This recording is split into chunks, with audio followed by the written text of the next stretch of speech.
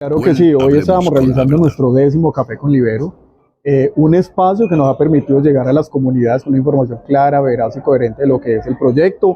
En el desarrollo de cada café vamos viendo que hay una mayor participación, ¿sí? La gente o las personas que están asistiendo a los cafés son caras nuevas, lo cual hace que este ejercicio se siga enriqueciendo, que sigamos aclarando esas dudas que presentan las comunidades y que la participación cada día sea más activa en cada uno de esos espacios.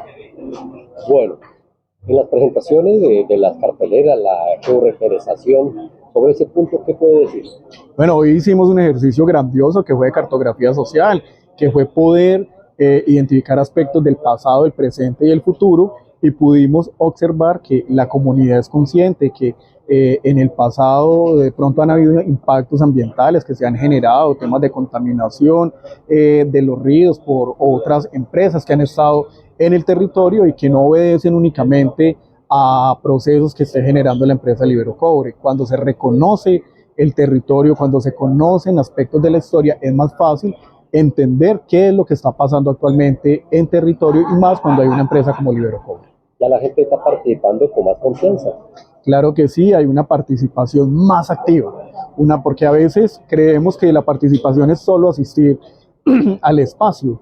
No, la participación es poder conversar, poder dialogar, poder charlar y poder tomar una posición consciente con respecto a lo que se trate en el espacio. En este caso hoy que estuvimos hablando de la guía minero ambiental. Se miró mucha juventud. Muchos jóvenes, los jóvenes cada día se están interesando más. De hecho, antes de terminar se me acercó una niña de una de las instituciones educativas diciéndome que ella quisiera que la empresa Libero Cobre pudiera ir a su colegio, pudiera hablar con los jóvenes y contarles esto que hicimos hoy acá, acerca de lo que es el proyecto y cuáles son las actividades desde lo ambiental, desde lo social que se vienen realizando. ¿Se puede? Claro que sí, nosotros como empresa siempre hemos estado abiertos a atender a los diferentes públicos. Para nosotros los jóvenes son un público muy importante porque de alguna u otra manera pues ellos son los que están viviendo este presente y son los que comienzan a construir esa perspectiva de futuro que se quiere en el territorio. En lo social, Mocoa y el Putumayo en términos generales ha crecido hasta 1.500 o 1.000 veces más de lo que era hace 60 años, que es desde cuando yo vengo haciendo periodismo. Recordando que en 1973 llegó Ingeominas a hacer los primeros ensayos, o sea, hace 52 años más o menos, dejaron una señal en una loma que iluminaba y se veía desde aquí, desde Mocoa. Esa luz se apagó y ya ahora está allí esta empresa Libero Cobre con mayor proyección, pero con limitación de tiempo. Entonces, en cuanto a la parte social, ya hemos dicho, nos hemos explicado mucho. En lo económico y ambiental, la verdad es que en esa época, hablando de antigüedades, el Putumayo ha cambiado mucho. Económicamente ha progresado, así como ha progresado en población. Ambientalmente, podríamos decir que ahora se llama deforestación. En esa época era la tala de bosques era de subsistencia. La gente vivía de la tala de bosques para la madera, para las hojas, inclusive para la parte animal del bosque, o sea la fauna, también era de subsistencia. Y en ese tiempo, perdón, ahí yo le voy acoplando, don Hugo, su conocimiento, y yo le hago unos aportes también de que uno hemos vivido por allá cuando uno era niño. Perfecto. Entonces, en ese tiempo no existían controles como corpomazonía actualmente. ¿Cómo no? Buenas noches, mi nombre es Esteban Chicaiza y hablando en términos generales, pues yo soy de la nueva generación, por así decirlo. Quiero hablar desde una comparativa entre lo que me mencionaron en mi grupo y en lo actual, en lo que yo he vivido. Puedo mencionar que ahora hay más control por parte del gobierno, que pues antes, como se mencionó, no existían órganos de autoridad como Corpomazonía o no eran tan acatados como ahora Libero Cobre, que pues se limita a la normativa, ¿cierto? Que también ahora somos más conscientes del impacto ambiental que existe, que el Putumayo es una zona pues más que todo de resguardos, cabildos, de reserva, y pues también quiero hablar sobre el fortalecimiento de las comunidades indígenas, porque antes eran más. Antes éramos más conscientes de nuestra identidad, algo que pues ahora no se habla mucho. Nosotros hablamos de un ellos en cuanto a las comunidades indígenas, sabiendo que pues muchos de nosotros tenemos antepasados indígenas. Entonces es parte de nuestra identidad. También que existían muchos cultivos, tanto de café, de uva caimarón, de caña, cosas que actualmente pues no existen. Ahora avanzamos más en cuanto al comercio y no por parte de ganadería ni agricultura. Y el comercio pues en realidad acá es algo un poco limitado, se podría decir. También hubo un avance en cuanto a las escuelas, la educación. La mayoría en el departamento del Putumayo ahora pues tenemos acceso a educación o acceso a la salud, a mejor infraestructura. En cuanto, pues sí, los acueductos en realidad no son muy buenos, pero al menos hemos tenido un avance en ello. Y eso.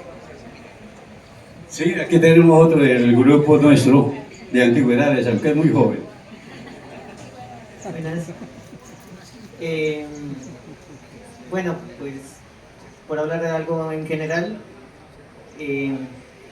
lo que daña el medio ambiente es como esa proyección que tiene el ser humano a construir cosas, ¿no? Eso es lo que ha dañado a lo largo del tiempo el medio ambiente. O sea, por ejemplo, las vías, la construcción de viviendas, cambiarle el uso al suelo, eso daña mucho el medio ambiente. Por ejemplo, el suelo no se lo puede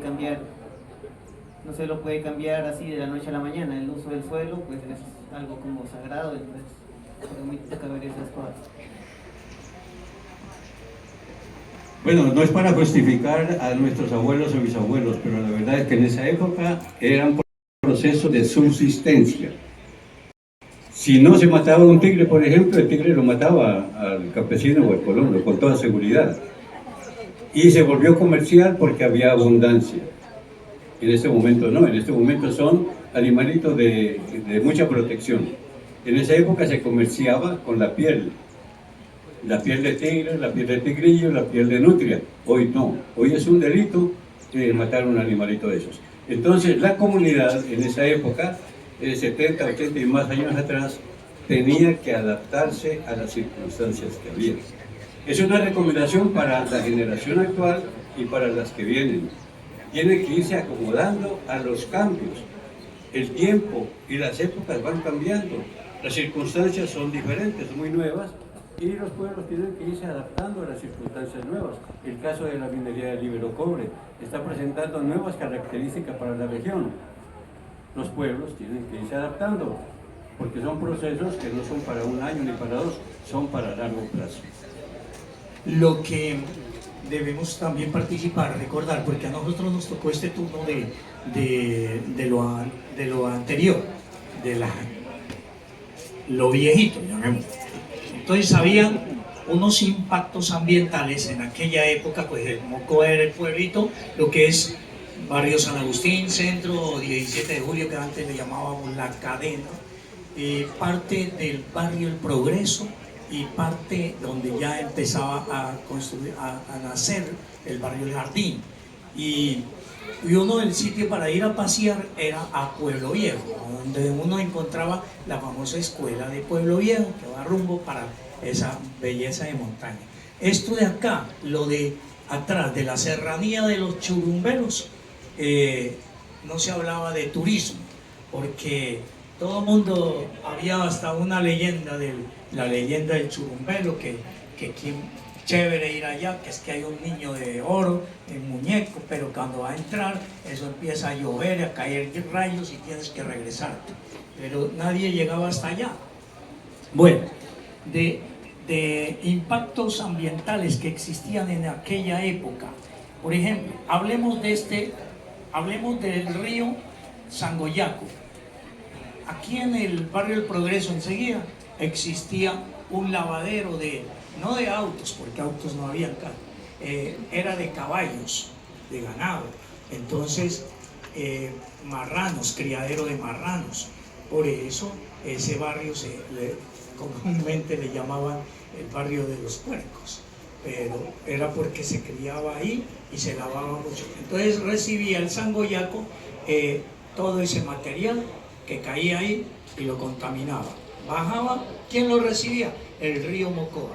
Y asimismo, por el lado del río Mulato, también la misma parte, existía en el barrio San Agustín un sitio famoso llamado El Matadero, que actualmente es la Casa de Justicia o en la Carceleta.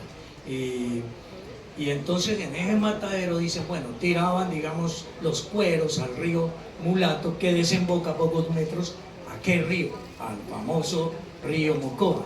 Y para rematar, en un gran impacto que tuvimos en por muchos años, fue antes del río Pepino, vía Villa Garzón por la Corta, antes, ahí era donde se vertían las volquetas y daban reversa y depositaban toda la basura de mi querida ciudad de Mocoa al río Mocoa.